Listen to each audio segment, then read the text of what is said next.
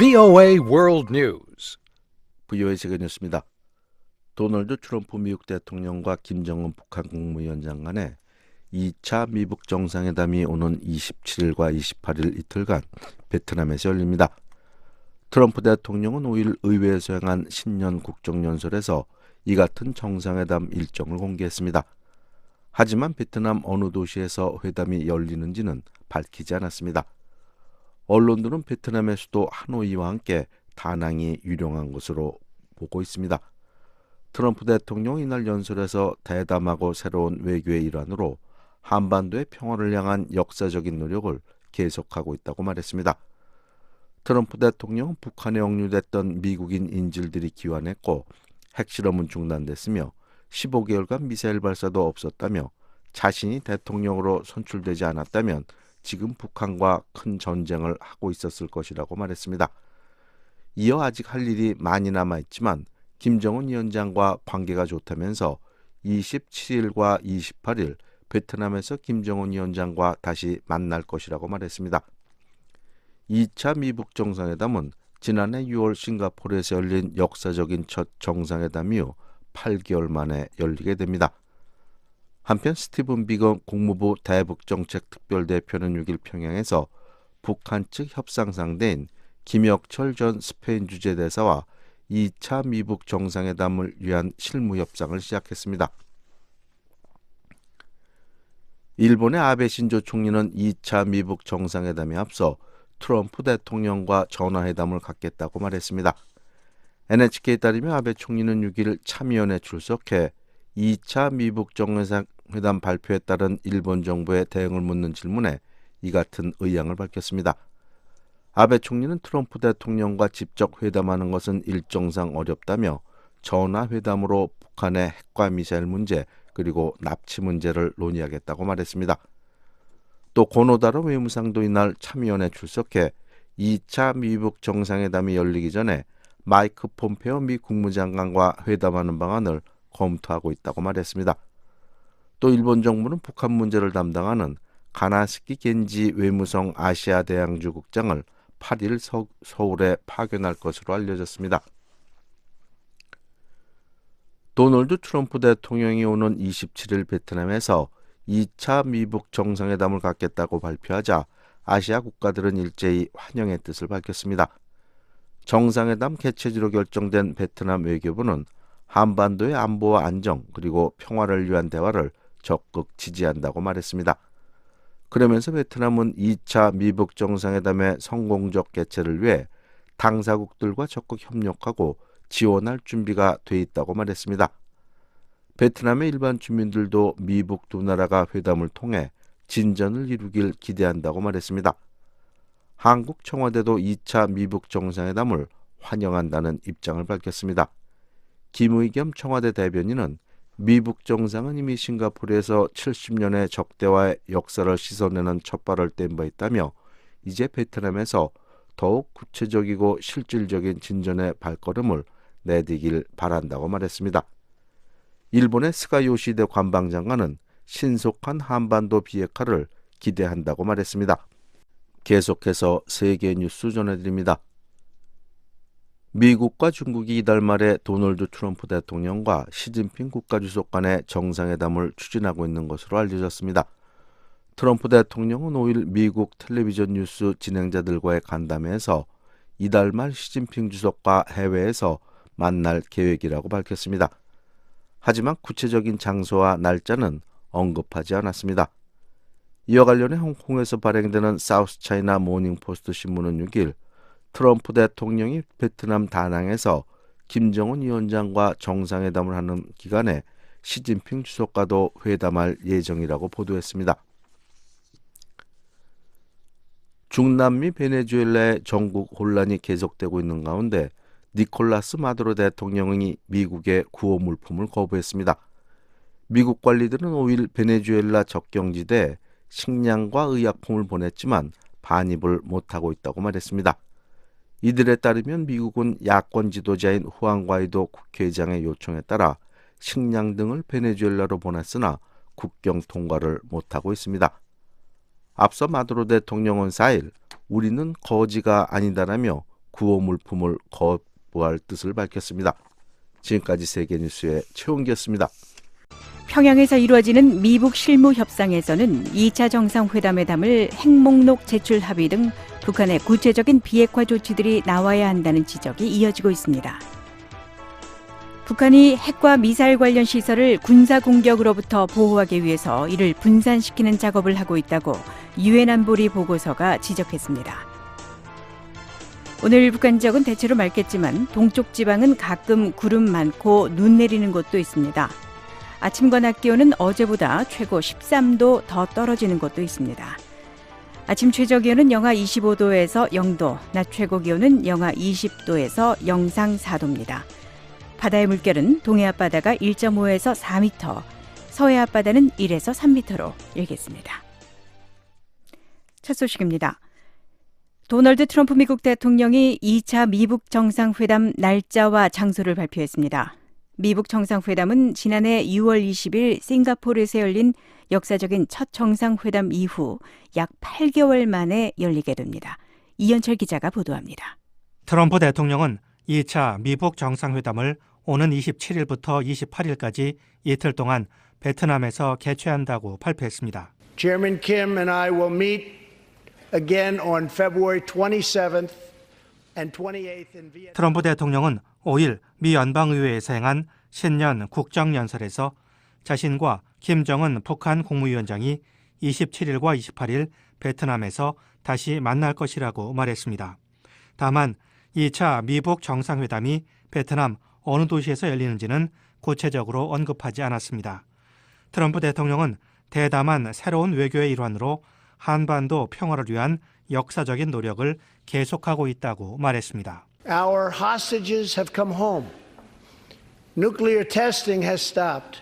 미국인 인질들이 집으로 돌아왔고 15개월 동안 핵실험이 중단됐으며 미사일 발사가 없었다는 겁니다. 트럼프 대통령은 자신이 미국 대통령으로 선출되지 않았다면 지금 잠재적으로 수백만 명이 숨지는 북한과의 큰 전쟁을 하고 있을 것으로 생각한다고 말했습니다.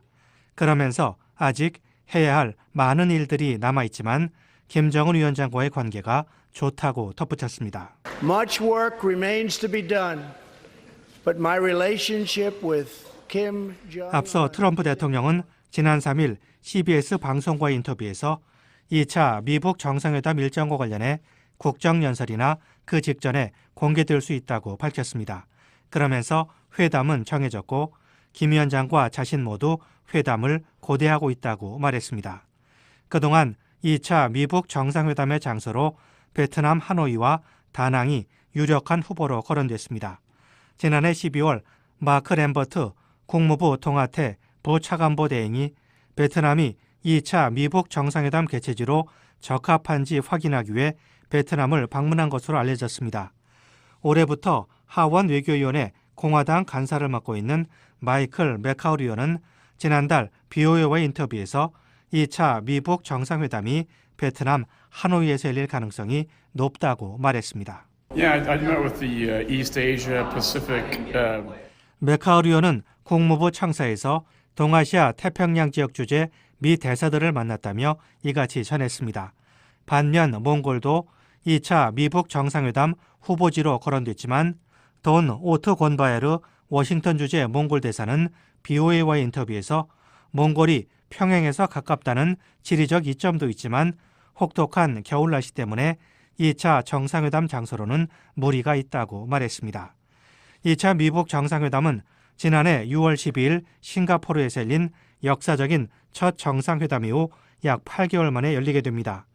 트럼프 대통령과 김정은 위원장은 1차 정상회담에서 미국과 북한 두 나라의 새로운 관계 수립을 공약하고 한반도에서 영속적이고 안정적인 평화체제 수립을 위해 노력하기로 약속했습니다.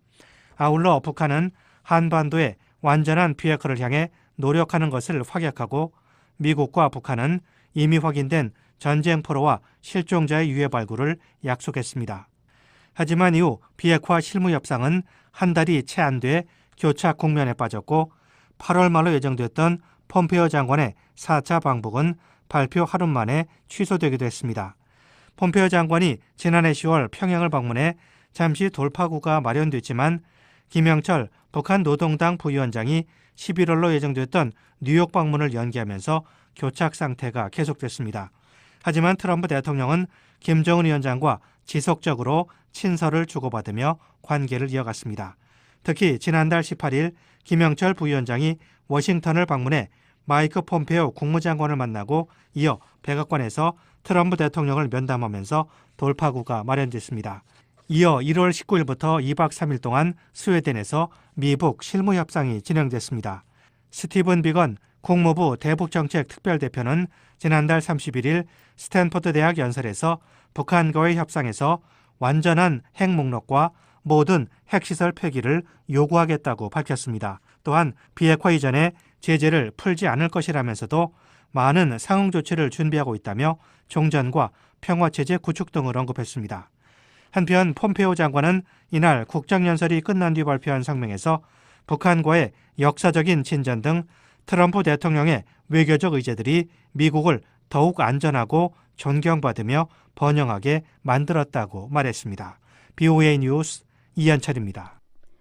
엘리엇 엥겔 하원 외교위원장은 북한이 핵무기 폐기를 위한 실질적 조치를 전혀 취하지 않았다며 훨씬 더 많은 것을 해야 한다고 지적했습니다. 미국은 북한과 진정한 합의를 도출할 가능성이 없다면 2차 정상회담 개최에 매우 신중해야 한다며 북한 관련 상황을 총체적으로 점검하는 청문회를 개최할 방침이라고 밝혔습니다. 이조은 기자가 보도합니다. 엥겔 위원장은 하원 외교위가 북한 문제와 관련해 행정부에 제기할 질문이 매우 많다고 밝혔습니다. Certainly the president we hear is going to North Korea soon and we have lots and lots of questions about that. 엥겔 위원장은 5일 새 민주당 하원의 외교정책 우선순위를 주제로 열린 워싱턴의 민간연구소 카네기 국제평화재단 토론회에서 아라비아 반도에 이어 북한 관련 상황을 의회 점검이 필요한 두 번째 우선순위로 제시했습니다. 하원 외교위 청문회를 통해 2차 미북 정상회담을 비롯해 북한이 계획하고 있는 것과 그렇지 않은 것, 북한이 한 것과 하지 않고 있는 것 등 북한 관련 상황을 총체적으로 점검할 계획이라는 겁니다. 엥겔 위원장은 이달 말로 예정된 2차 정상회담과 관련해 김정은과 진정한 합의를 할 수만 있다면 찬성한다고 말했습니다. Look, I'm very much for if we could have a real agreement with Kim Jong-un. I would be. 그러나 문제는 김정은과 합의를 할 수 있을지 아니면 그가 미국을 속이려고 하거나 단순히 장난을 치고 있는 것인지 여부라며 미국은 과거 북한 지도부와 이런 경험을 했었고 당시 북한은 매우 진지하지 않았다고 지적했습니다.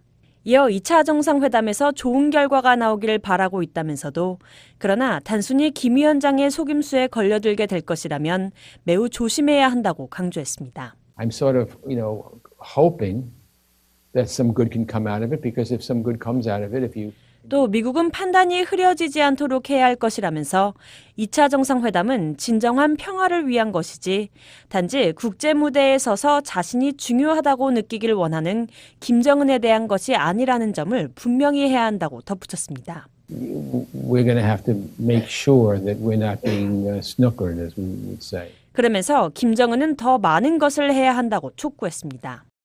He's got to do a lot more. I'm hearing and again. 북한은 핵무기 폐기를 위한 실질적 움직임을 전혀 보이지 않고 있고 약간의 장난을 치며 여러 것들을 했지만 미국이 정말로 원하는 것은 어떤 것도 하지 않고 있는 것으로 들었다는 설명입니다. 이어 북한과의 대화를 지지하지만 매우 신중해야 한다며 북한의 말을 그대로 믿어서는 안 된다고 덧붙였습니다. 중국과의 협력도 강조했습니다. The problem is we're going to need China if we're going to do anything like this, and at a time when we're fighting. 미국은 북한 문제에서 중국이 필요한데 중국과 관세를 놓고 싸우고 있는 상황에서는 중국의 협조를 얻어내는 것이 어려워진다는 지적입니다. VOA 뉴스 이조은입니다.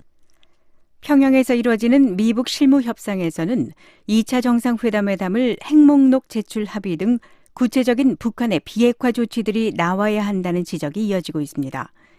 본질적인 핵무기 처리 문제는 제대로 다뤄지지 않은 만큼 분명한 진전이 있어야 한다는 것입니다. 조은정 기자가 보도합니다. 스티븐 비건 미 국무부 대북정책 특별대표가 평양으로 들어가 벌이는 실무 협상은 2차 미북 정상회담의 성패를 좌우한다는 지적이 나왔습니다. 워싱턴 DC에 있는 우드로 윌슨 센터에서 5일 열린 토론회에 참석한 진리 윌슨 센터 한국국장은 미북 실무 협상에서 구체적인 북한의 비핵화 조치가 합의돼야 2차 미북 정상회담의 성공으로 연결된다고 밝혔습니다.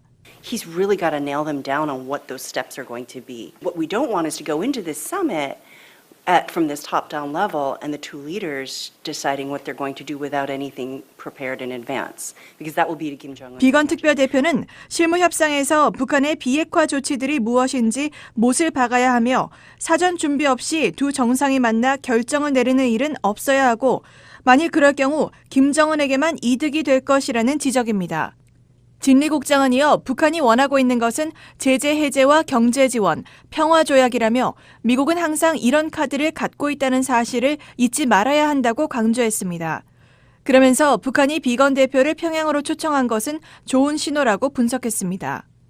미 국방장관실 한반도 선임 자문관을 역임했던 벤 잭슨 뉴질랜드 빅토리아 대학 교수는 북한의 근본적인 위협 요인들은 2년 전 전쟁 위기가 고조됐을 때와 비교해 전혀 달라지지 않았다고 밝혔습니다. 현재도 북한의 핵 미사일은 여전히 실질적인 위협이라며 구체적인 사항들이 합의돼야 한다고 지적했습니다. The number, disposition, operationality, location of North Korean nuclear warheads and missiles. That's what the U.S. policy community is concerned about. That's what actually threatens the U.S. potentially. And so what's happening with that? The answer is 북한의 nothing. 핵탄두와 미사일 숫자, 배치, 운용 여부, 위치 등이 다뤄져야 하고 이런 사안들이 미국 정책 입안자들이 우려하고 있는 미국에 대한 실질적인 위협인데 이 부분에 전혀 진전이 없었다는 것입니다. 잭슨 교수는 그러면서 지금 미북 간 논의되고 있는 영변 핵시설 해체와 국제 사찰은 미국에 대한 직접적인 위협 요소가 아니라면서 핵 미사일 해체를 위한 실질적인 진전을 강조했습니다. 반면 미북 정상이 탑다운 형식으로 협상을 끌고 가기 때문에 실무진의 역할에는 한계가 있어 이번 실무회담은 정상회담 준비에 집중될 것이라는 전망도 나왔습니다. Steve Biegun is going to Pyongyang not to figure out the technical details, but rather to set up the summit in which the real negotiation can then take place. 윌슨 센터의 아브라함 덴마크 아시아 국장은 비건 특별대표가 평양으로 들어가는 것은 기술적인 세부 사항 파악보다는 본격적인 협상이 진행될 정상회담을 준비하기 위해서라고 분석했습니다. 그러면서 미국과 북한은 오랫동안 비핵화 협상을 벌여왔기 때문에 서로가 무엇을 원하는지 잘 알고 있으며 단지 누가 먼저 움직이느냐의 순서의 문제라고 지적하고 2차 정상회담에서 미국이 북한보다 더 큰 양보를 해서는 안 된다고 강조했습니다. 이런 가운데 벤 잭슨 빅토리아대 교수는 이날 토론회에서 자신의 새로운 저서 트럼프, 김, 핵전쟁 위협을 소개하면서 2017년 당시 미국과 북한 사이에 전쟁이 벌어질 가능성이 매우 높았고 미국의 예방적 북한 핵 제거 또는 의도치 않은 갈등 고조와 오판으로 전쟁이 일어날 수 있었다고 분석했습니다. VOA 뉴스 조은정입니다.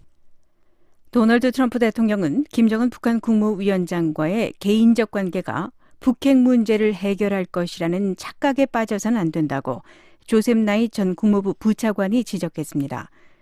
북한은 국가의 근원이자 정권 유지 수단인 핵 프로그램을 완전히 포기하지 않을 것이라며 핵 활동을 제한할 수 있는 방법을 찾아야 한다고 주장했습니다. 나이 전 부차관은 지미 카터 행정부 시절 국무부에서 안보지원 과학 기술 담당 부차관을 지냈으며 빌 클린턴 행정부 당시 국가정보위원장과 국방부 국제안보 담당 차관보를 역임했습니다. 조셉 나이 전 부차관을 이조은 기자가 인터뷰했습니다. 트럼프 대통령과 김정은 위원장 간의 두 번째 정상회담이 추진되고 있는데요. 첫 미북 정상회담부터 지금까지 트럼프 행정부의 대북 정책을 어떻게 평가하십니까? Well, I think Trump has not handled the situation well. 트럼프 대통령이 북한 관련 상황을 잘 다루지 못해왔다고 생각합니다. 싱가포르 정상회담에서 김정은에게 충분한 대가 없이 너무 많은 것을 내줬습니다. 트럼프 대통령은 자신과 김정은과의 개인적인 관계가 북핵 문제를 해결할 것으로 착각하고 있는데 이는 매우 위험합니다. 저는 김정은이 핵무기를 포기할 것으로 보지 않습니다. 만약 트럼프 대통령이 정말 이런 착각을 하고 있다면 스스로를 속이는 위험에 처해 있을지도 모릅니다. 구체적으로 어떤 점이 싱가포르 회담의 문제였다고 보십니까? At the meeting in Singapore, he granted Kim Jong-un a degree of 싱가포르 회담에서 트럼프 대통령은 과거 미국의 어떤 대통령도 부여하지 않은 일정 수준의 국제적 위상을 김정은에게 줬습니다. 또 싱가포르 회담 이후에는 한국과의 동맹을 약화시킬 수 있는 미한 연합 군사훈련 중단 또는 변경에 관한 발언을 했는데 그 대가로 북한으로부터는 아무것도 얻지 못했습니다. 싱가포르 회담은 신중하게 준비된 회담이 아니었다고 봅니다. 싱가포르 회담을 계기로 북한이 핵미사일 시험을 중단하고 일부 미군 유해를 송환한 것은 어느 정도 성과로 볼 수 있지 않을까요? Remains were being returned all the way back in the Clinton administration when I served in the Pentagon. So that's not new. 유해 송환은 제가 펜타곤에서 근무했던 빌 클린턴 행정부 당시에도 있었던 일이기 때문에 새로운 것이 아닙니다. 또 김정은은 싱가포르 회담 전에 이미 미사일 시험을 중단했었습니다. 따라서 트럼프 대통령이 싱가포르 회담에서 진전을 이루었다고 공언하는 것은 적절하지 않다고 봅니다. 북한의 비핵화에 회의적이라고 언급하셨는데요. 부분적 비핵화는 달성할 수 있다고 전망하십니까? I think it would be smart for Kim Jong-un to dismantle a plant, maybe have a 김정은은 국제적 검증을 통해 핵무기를 폐기하는 것이 현명할 겁니다. 그러나 김정은이 모든 핵무기를 포기할 것이라는 발상은 핵무기만이 한반도 전역에 대한 북한 국가주의의 진정한 원천임을 증명하고 싶어하는 김씨 일가의 지난 행적과 상충됩니다. 또 북한은 경제적으로 쇠약해지고 있기 때문에 핵무기 프로그램은 북한 정권의 정당성을 내세우는 한 방법이기도 합니다. 따라서 김정은이 이런 프로그램을 포기할 것이라고 생각하지는 않습니다. 지금으로선 트럼프 대통령이 완전한 비핵화에서 목표를 낮춰야 한다는 말씀이십니까? I think he has to set a more reasonable set of objectives, but he also has to be very careful that as he 보다 합리적인 일련의 목표들을 세워야 합니다. 시간표 설정, 검증과 같은 북핵 활동을 제한하기 위한 합리적인 방법을 마련하는 데 목표를 둬야 합니다. 싱가포르 회담에서 명확히 제기되지 않는 부분이었죠. 그러나 이런 목표를 추구하는 과정에서 한국, 일본과의 동맹을 약화시키지 않도록 매우 조심해야 합니다. 미한, 미일 동맹을 약화시킬 수 있는 어떤 것도 내줘서는 안 됩니다. 이런 동맹 약화는 바로 김정은이 원하는 것이기 때문입니다. 또 한 번의 정상회담을 개최하는 것이 현 시점에서 현명한 판단이라고 보십니까? I have no objection to a second summit if it's properly prepared and if it is 2차 정상회담 개최 자체를 반대하진 않습니다. 다만 제대로 준비된 것이어야 합니다. 또 트럼프 대통령과 김정은과의 좋은 개인적 관계가 김정은의 보다 깊은 국가적 목표를 바꿀 것이라는 잘못된 믿음에 탐닉되지 말아야 합니다. 트럼프 대통령이 2차 정상회담에서 어떤 결과를 도출해야 한다고 보십니까? If he tries to start creating a timetable and inspections. 시간표와 검증 방법을 마련하기 시작한다면 매우 유용한 다음 단계가 될 겁니다. 그 대가로는 대북 제재를 일부 완화해 북한과 경제적 관계를 늘리는 방안을 상상해 볼 수 있습니다. 그러나 미한, 미일 동맹을 약화시키는 어떤 것도 해서는 안 됩니다. 네, 지금까지 조셉 나이 전 국무부 부차관으로부터 트럼프 행정부의 대북 정책에 대한 평가를 들어봤습니다. 인터뷰에 이조은 기자였습니다.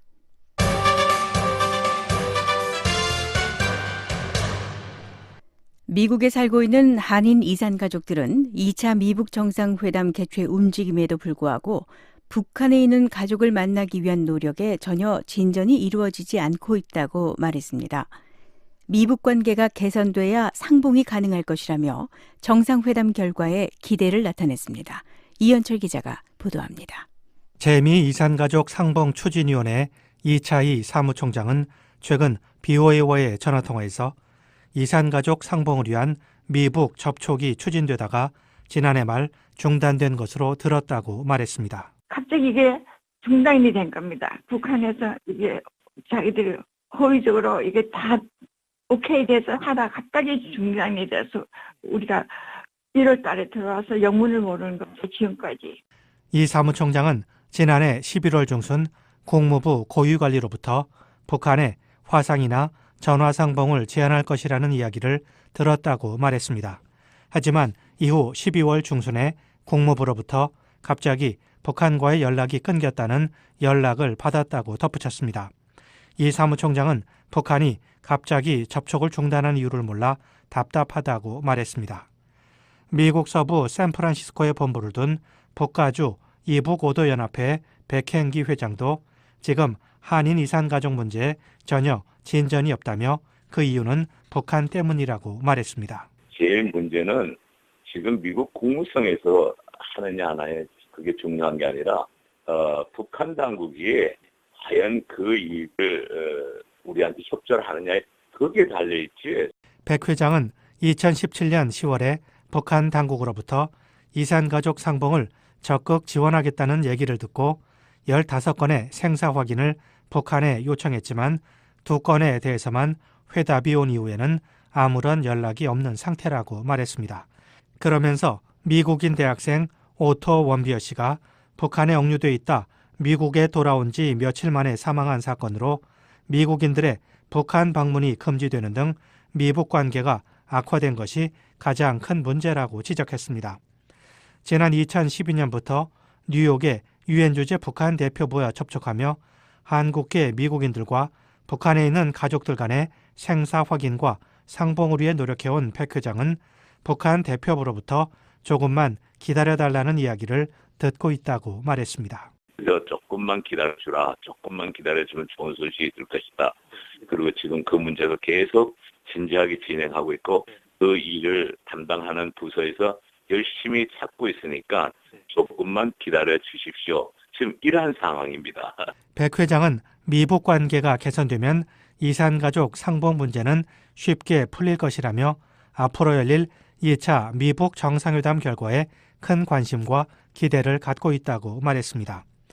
1천만 이산가족위원회 워싱턴 지회 민명기 회장은 미북 정상회담이 마지막 희망이라며 잘 진행되기를 바란다고 말했습니다.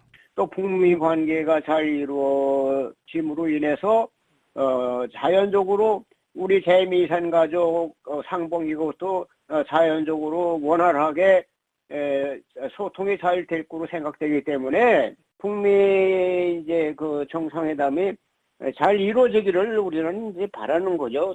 미 국무부는 트럼프 대통령이 이산가족 문제의 시급성을 인정하고 2차 미북 정상회담 의제에 이 문제를 포함시켜주기를 바라는 한인 이산가족들의 기대를 어떻게 받아들이느냐는 BOA의 질문에 아무런 대답도 하지 않았습니다.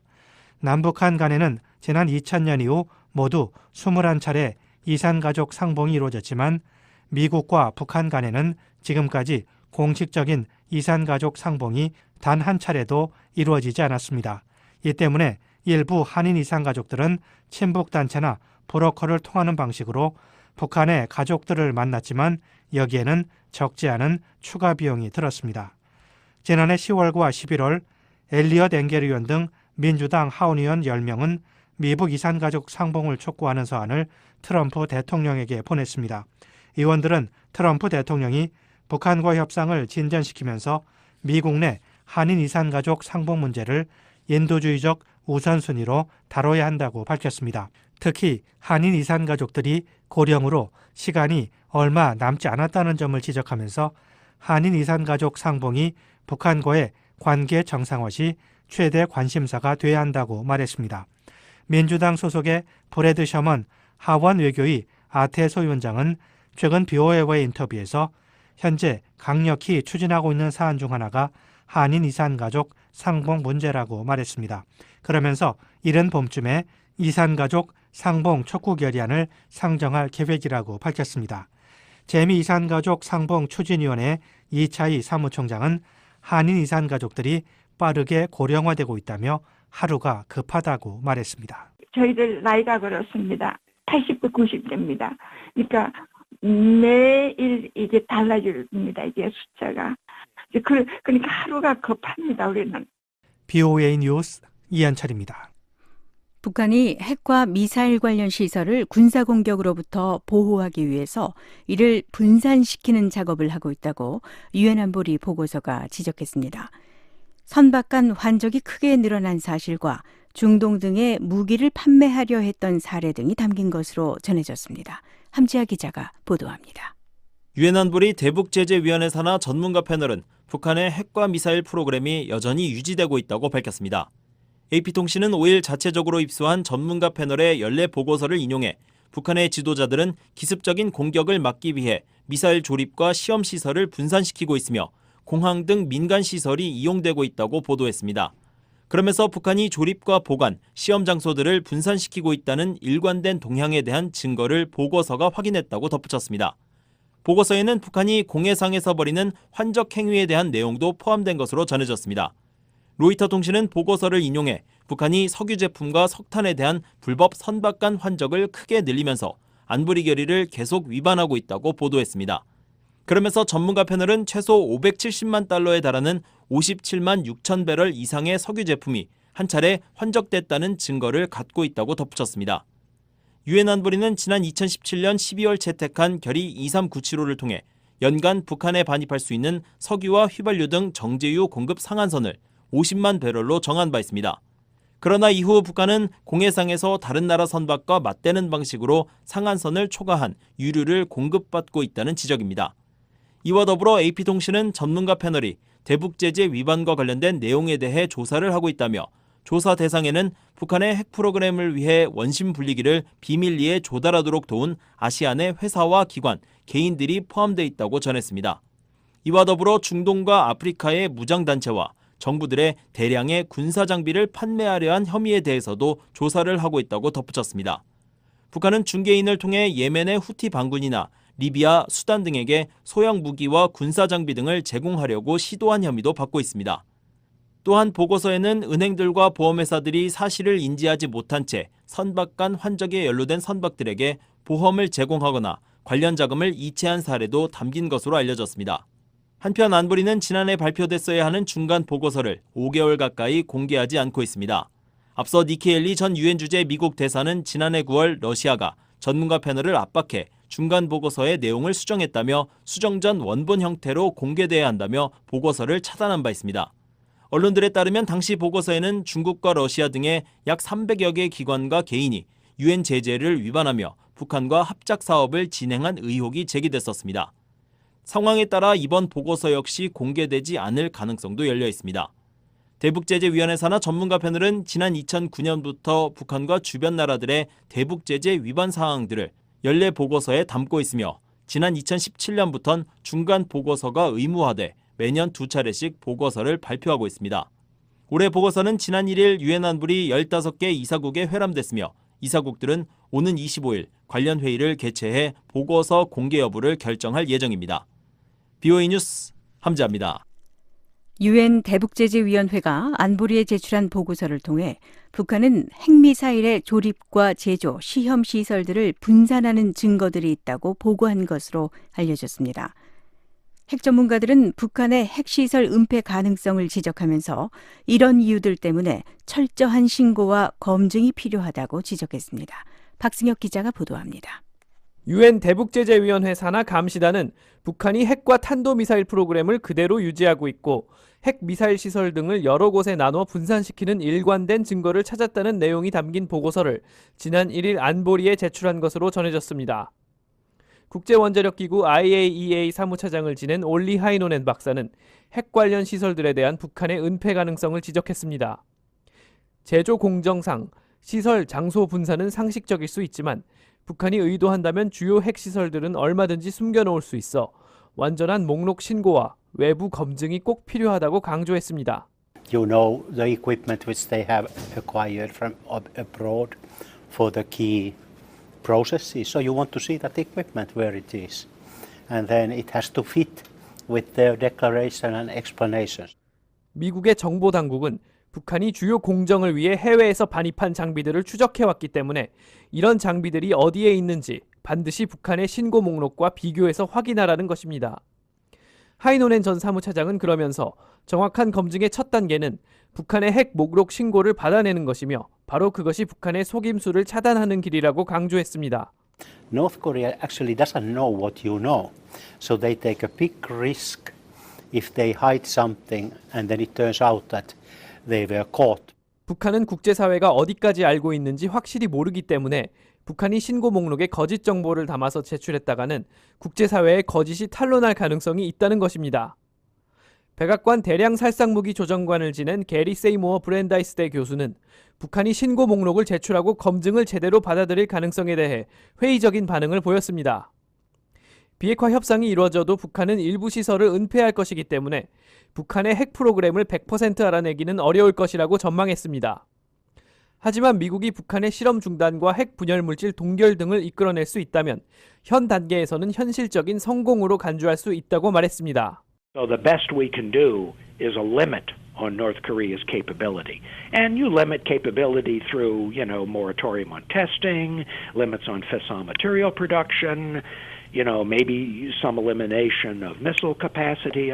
현 시점에서 미국이 할 수 있는 최선은 실험 중단, 핵 분열 물질 생산 제한, 미사일 감축 등으로 북한의 역량을 제한하는 것이라는 설명입니다. 다만 북한이 쉽게 번복하고 되돌릴 수 없도록 확실한 생산 중단이나 동결 조치를 눈으로 확인하고 상응 조치를 그 다음에 논의해야 한다고 강조했습니다. Only after you've destroyed or disabled or dismantled the facilities to the point where we're confident you cannot quickly reverse and resume production, then you will get your reward.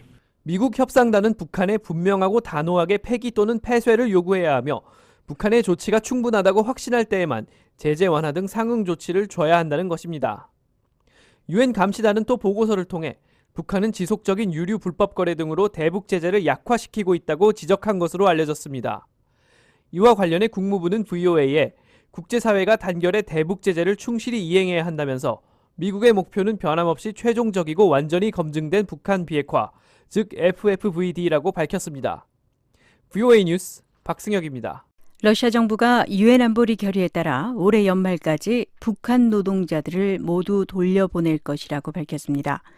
그동안 러시아는 유엔의 관련 결의를 준수하고 있다고 주장했지만 일각에서는 의구심을 제기하기도 했습니다. 이은경 기자입니다. 러시아가 자국에서 일하는 북한 노동자를 올해 말까지 모두 송환할 것이라고 밝혔습니다. 러시아 국영매체 스푸트니크는 5일 맥심 토피린 노동사회안전부 장관이 이 같은 방침을 밝혔다고 보도했습니다. 토피린 장관은 유엔 안전보장이사회의 대북 결의에 따라 2019년까지 북한 노동자는 본국으로 돌아가야 한다면서 러시아 역시 국제사회의 모든 의무를 이행할 것이라고 말했습니다.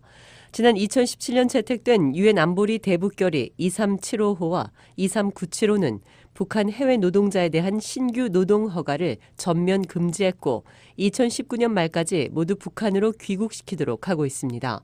지난해 12월 알렉산드로 마체고라 북한 주재 러시아 대사는 관련 유엔 결의가 채택된 이후 자국에서 일하는 북한 노동자는 3만 4천 명에서 1만 1천 명으로 줄었다고 밝힌 바 있습니다. 러시아 정부는 그동안 북한 노동자 고용과 관련해 유엔 결의를 이행하고 있다고 밝혀왔지만 일각에서는 의구심을 제기했습니다. 지난해 8월 월스트리트 저널은 자체 입수한 러시아 내무부 자료를 토대로 제재 이후에도 1만 명이 넘는 북한 노동자를 고용했고 여전히 신규 고용 허가를 내주고 있다고 지적했습니다. 이와 관련해 마체고라 대사는 신문이 언급한 1만 명은 유엔에서 관련 결의가 채택되기 전 고용 계약을 체결해 위반이 아니라고 주장했습니다. 한편 월스트리트 저널은 최근 북한인을 고용한 러시아 업체가 유엔 대북 제재를 피해 일부 북한 노동자를 타국으로 이동시킬 계획이라고 보도했습니다. 특히 러시아 영향력 아래 있지만 유엔 회원국이 아닌 아브하즈 자치공화국 건설 현장으로 일부 노동자들이 보내질 것이라고 전했습니다.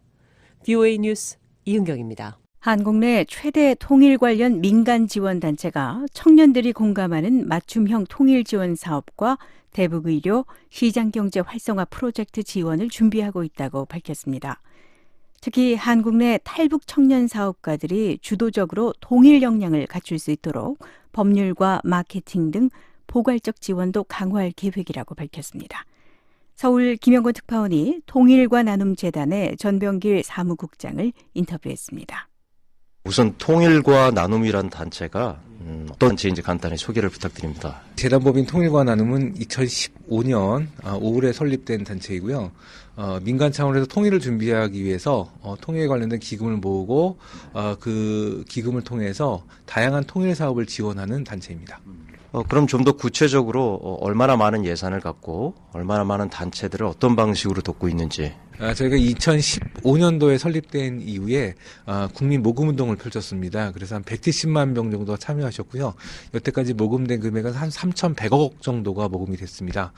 그리고 저희가 2016년부터 지원 사업을 해서 여태까지 150개 사업에 80억 정도의 예상을 집행했습니다. 그리고 이제 금년부터는 좀 더 많은 단체에게 혜택이 가도록 많은 금액으로 많은 사업을 통해서 지원하려고 하고 있습니다. 북한에는 기부라는 문화가 없기 때문에 민간 단체가 3억 달러 이상을 갖고 있다 그러면 뭔가 좀 다른 눈초리로 볼 수도 있을 것 같아요. 어떻게 해서 이렇게 많은 사람들이 통일과 나눔이라는 재단에 자신의 주머니에서 자기 돈을 빼서 기부하게 됐는지 그 과정을 잠깐만 좀 설명해 주시죠. 네. 저희 재단에 기부를 하신 분들의 특징들을 보면 갈급함이었습니다. 이 갈급함이라는 의미는 특별하게 이제 실향민 분들이나 이산가족 분들 같은 경우는 수십 년을 살아가시다가 이제는 좀 어느 정도 인생을 정리하는 시점에 이제 나는 내 고향 지금 분단돼 있는데 앞으로 내가 할 수 있는 것은 무엇일까에 대한 고민들을 하고 계셨던 분들이 많았습니다. 그때 저희의 통일과 나눔 기부운동이 좀 시작이 됐었고요. 거기에 흔쾌히 쾌척을 해주신 분들도 셀 수 없을 정도로 많습니다.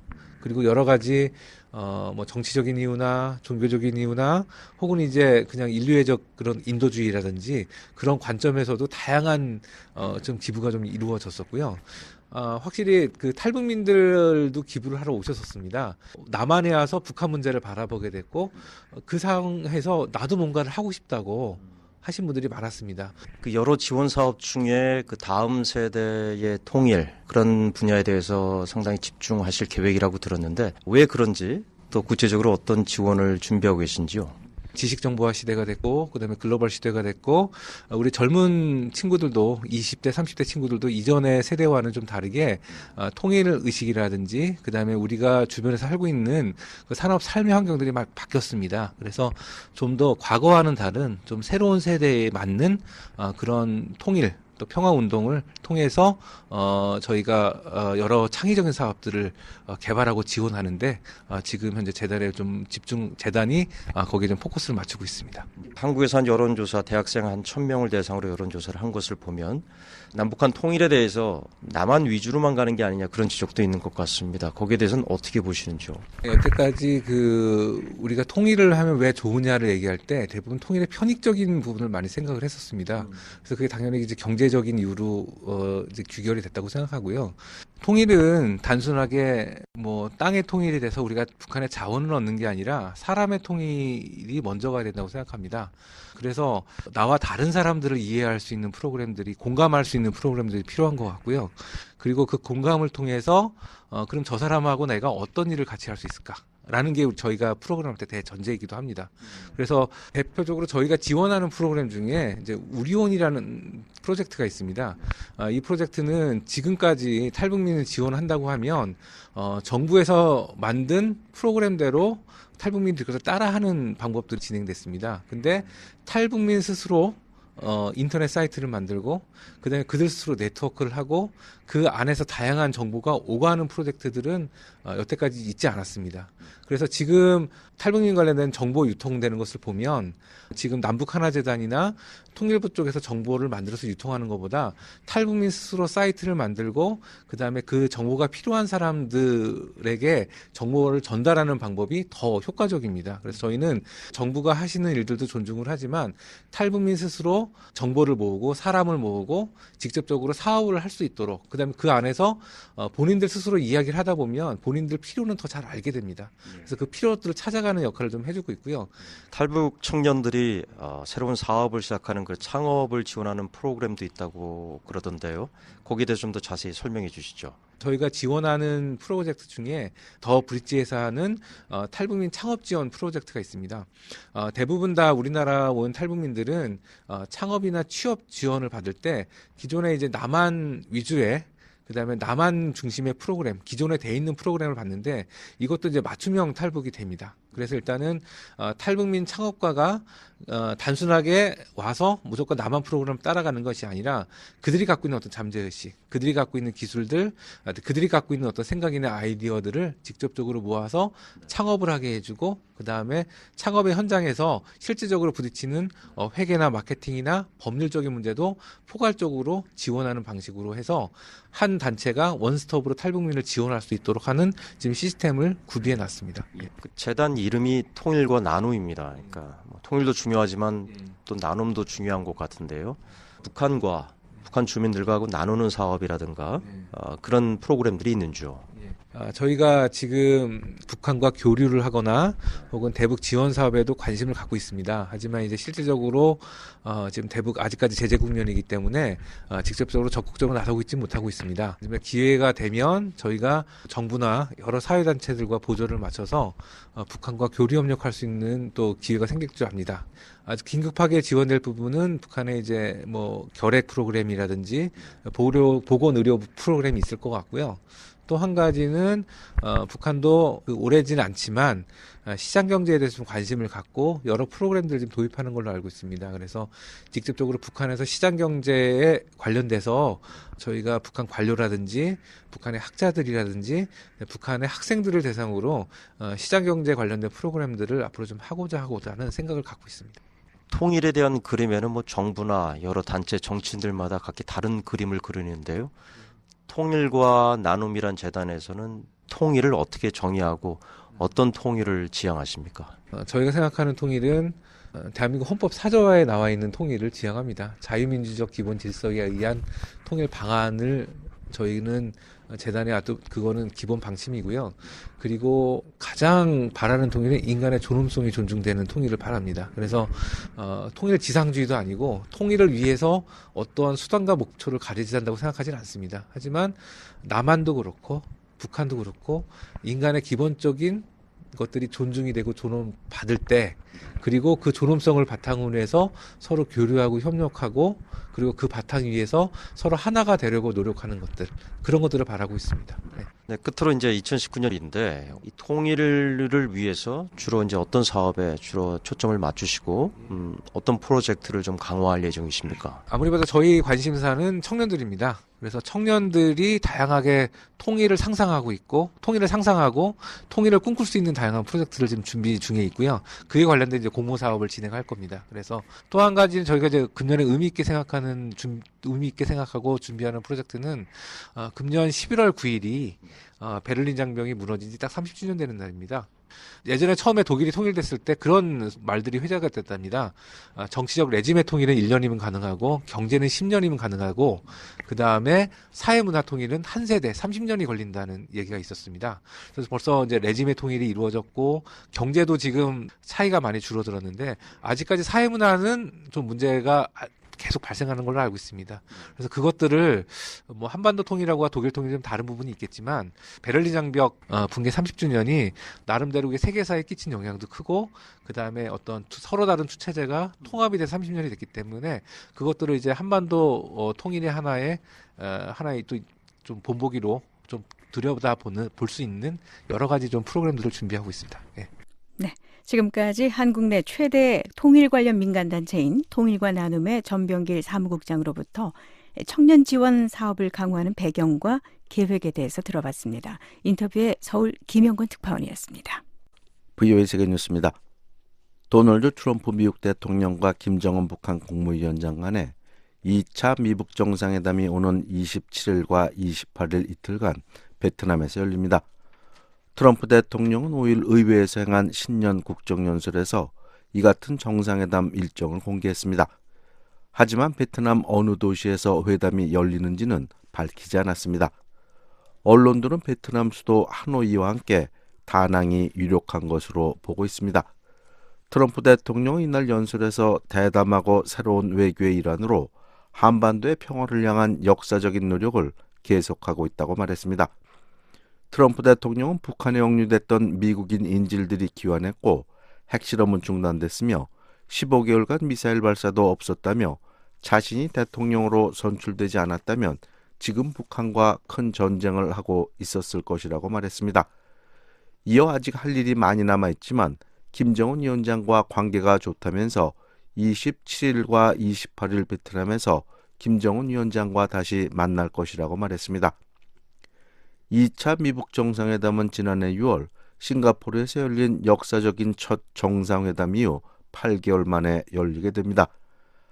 한편 스티븐 비건 국무부 대북정책특별대표는 6일 평양에서 북한 측 협상 상대인 김혁철 전 스페인 주재대사와 2차 미북 정상회담을 위한 실무 협상을 시작했습니다. 일본의 아베 신조 총리는 2차 미북 정상회담에 앞서 도널드 트럼프 대통령과 전화회담을 갖겠다고 말했습니다. NHK에 따르면 아베 총리는 6일 참의원에 출석해 2차 미북 정상회담 발표에 따른 일본 정부의 대응을 묻는 질문에 이 같은 의향을 밝혔습니다. 아베 총리는 트럼프 대통령과 직접 회담하는 것은 일정상 어렵다며 전화회담으로 북한의 핵과 미사일 그리고 납치 문제를 논의하겠다고 말했습니다. 또 고노다로 외무상도 이날 참의원에 출석해 2차 미북 정상회담이 열리기 전에 마이크 폼페오 미 국무장관과 회담하는 방안을 검토하고 있다고 말했습니다. 또 일본 정부는 북한 문제를 담당하는 가나스키 겐지 외무성 아시아 대양주국장을 8일 서울에 파견할 것으로 알려졌습니다. 트럼프 대통령이 오는 27일 베트남에서 2차 미북 정상회담을 갖겠다고 발표하자 아시아 국가들은 일제히 환영의 뜻을 밝혔습니다. 정상회담 개최지로 결정된 베트남 외교부는 한반도의 안보와 안정 그리고 평화를 위한 대화를 적극 지지한다고 말했습니다. 그러면서 베트남은 2차 미북 정상회담의 성공적 개최를 위해 당사국들과 적극 협력하고 지원할 준비가 돼 있다고 말했습니다. 베트남의 일반 주민들도 미북 두 나라가 회담을 통해 진전을 이루길 기대한다고 말했습니다. 한국 청와대도 2차 미북 정상회담을 환영한다는 입장을 밝혔습니다. 일본의 스가 요시대 관방장관은 신속한 한반도 비핵화를 기대한다고 말했습니다.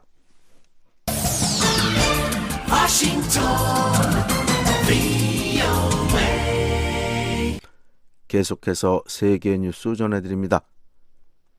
미국과 중국이 이달 말에 트럼프 대통령과 시진핑 국가주석 간에 정상회담을 추진하는 것으로 알려졌습니다. 트럼프 대통령은 5일 미국 텔레비전 뉴스 진행자들과의 간담회에서 이달 말 시진핑 주석과 해외에서 만날 계획이라고 밝혔습니다. 하지만 구체적인 장소와 날짜는 언급하지 않았습니다. 이와 관련해 홍콩에서 발행되는 사우스 차이나 모닝포스트 신문은 6일 트럼프 대통령이 베트남 다낭에서 김정은 위원장과 정상회담을 하는 기간에 시진핑 주석과도 회담할 예정이라고 보도했습니다. 중남미 베네수엘라의 전국 혼란이 계속되고 있는 가운데 니콜라스 마두로 대통령이 미국의 구호 물품을 거부했습니다. 미국 관리들은 5일 베네수엘라 접경지대에 식량과 의약품을 보냈지만 반입을 못하고 있다고 말했습니다. 이들에 따르면 미국은 야권 지도자인 후안 과이도 국회의장의 요청에 따라 식량을 베네수엘라로 보냈으나 국경 통과를 못하고 있습니다. 앞서 마두로 대통령은 4일 우리는 거지가 아니다라며 구호 물품을 거부할 뜻을 밝혔습니다. 한편 트럼프 대통령은 5일 워싱턴에 행한 국정연설에서 미국은 2주 전에 과이도 베네수엘라 국회의장을 과도 정부 수반으로 인정했다며 베네수엘라 국민들의 자유를 향한 요구를 지지하고 마두로 정권을 규탄한다고 밝혔습니다. 지금까지 세계뉴스의 최은기였습니다. 지금까지 여러분께서는 VOA 아침 방송을 들으셨습니다. VOA 아침 방송은 매일 새벽 4시부터 6시까지 2시간 동안 단파 7465, 9800, 9975kHz로 보내드립니다. 그리고 매일 저녁 8시부터 자정까지 4시간 동안 보내드리는 저녁 방송은 중파 1188kHz로 들으실 수 있습니다. 또 저녁 방송 중 밤 9시부터 10시까지는 단파 5,840, 9,490, 11,570kHz로 밤 10시부터 12시까지는 단파 5,840, 9,800, 11,570kHz로도 들으실 수 있습니다. 또 새벽 2시부터 3시까지 1시간 동안은 중파 1,566kHz로 청취하실 수 있습니다. 함께 해주신 여러분 감사합니다. 다음 방송 시간까지 안녕히 계십시오.